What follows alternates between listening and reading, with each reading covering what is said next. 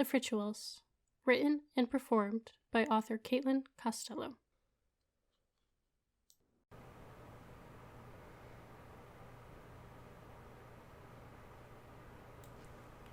Chapter 16. Shauna. Alright, so my family is locked up in escape-proof cells, but they are unharmed, right? I ask, trying to process the information and not panic. Yes, they are unharmed. Apart from some scratches and bruises gained fighting against their captor, no harm came to your family, or the Queen. I'm only telling you this so you do not go back. I cannot stress this enough. If you return, you and your family will die. You cannot be with them now.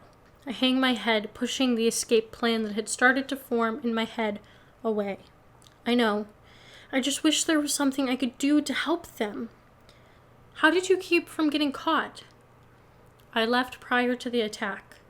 Moraine sent me to follow up on some rumors of movement. But believe me, there is something you can do, Serena said sympathetically. Go find the others and grow strong. Then return. It is all you can do right now.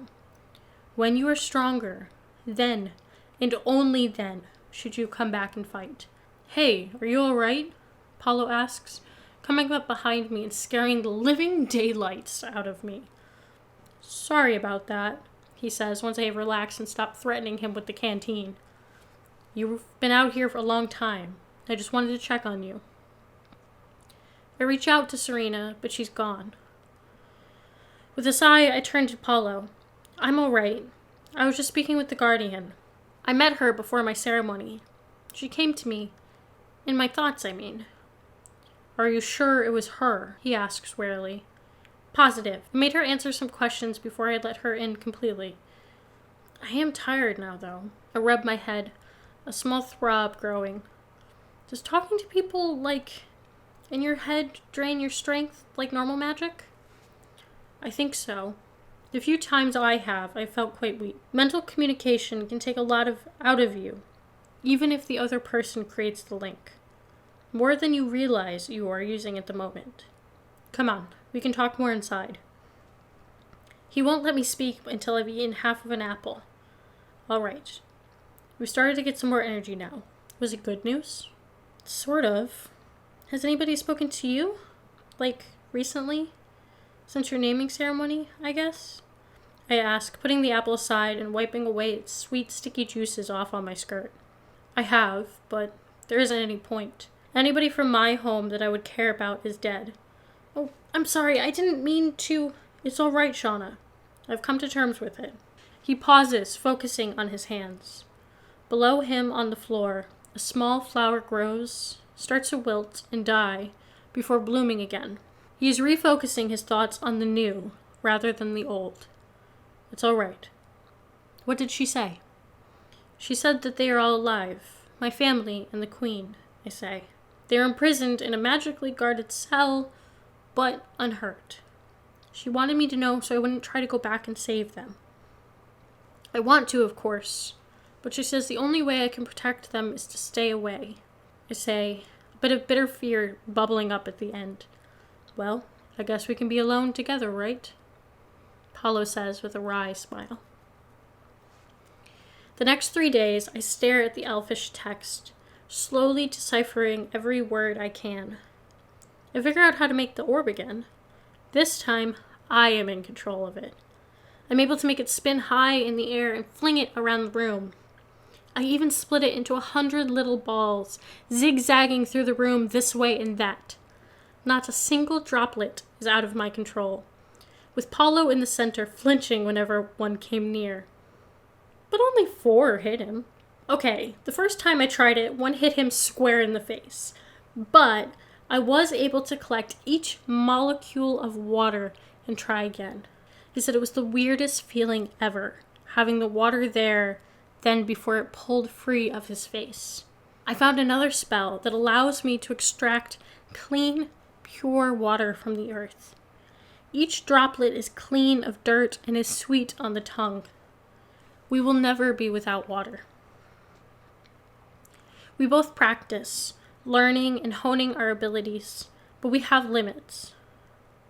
We don't want to become so tired we can't defend ourselves.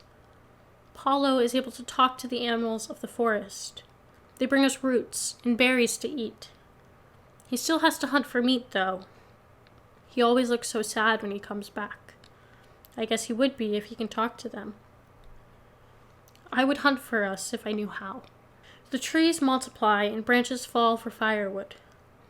Paulo can even enter an animal and move with them, scouting the area. Both of us work at the bow and arrow and duel with branches Paulo shaped into swords. I need a lighter bow, so we mainly try to spar with large branches. Clearly, this is Paulo's preferred weapon. He's skilled and quick. If we hadn't been using sticks, I would be very dead. We will have to leave soon, he says after one of our sparring matches. I'm doing better. By better, I mean I last about 2 minutes. My sparrow scouts are reporting more movement in the woods. They must sense our magic, know we are here somewhere. They still have the encampment in the plains. If we don't move soon, we will be surrounded. I'm massaging my arms where he had a nice hit and a painful double tap. So what do we need to do before we move? I would gather some provisions, then sleep. We'll make our move at night, with the cover of darkness. I can't help but think of the false night they'd created to attack my people. Darkness makes them strong, but we can't risk being spotted in the day. It isn't the strongest plan, I admit, but we don't have much else to go off of at the moment, he says, sensing my unease at our subpar plan. All right, we move at night. Let's just get out of here.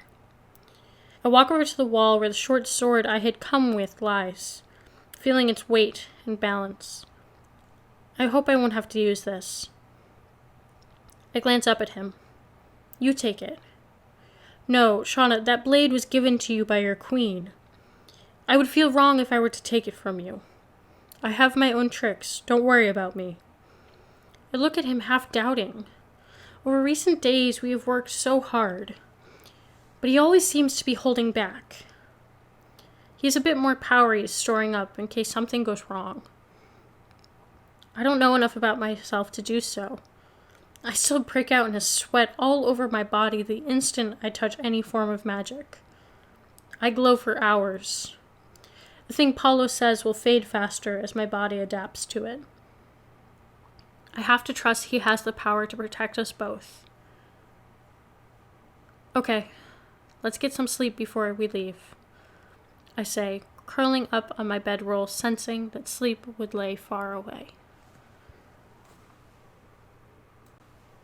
Hi everyone, I wanted to pop in and let you know, Until All the Stars Are Found, my newest book is now available for pre-order. This young adult science fiction novel will be published on March 6th, 2021. Click the link in the show notes to see where you can pick up the book today. Hi everybody, this is Caitlin Costello, the author and narrator of The Frituals. If you've enjoyed the podcast so far, please leave a rating or review wherever you enjoy your podcasts. It really helps the podcast to get in front of so many more people.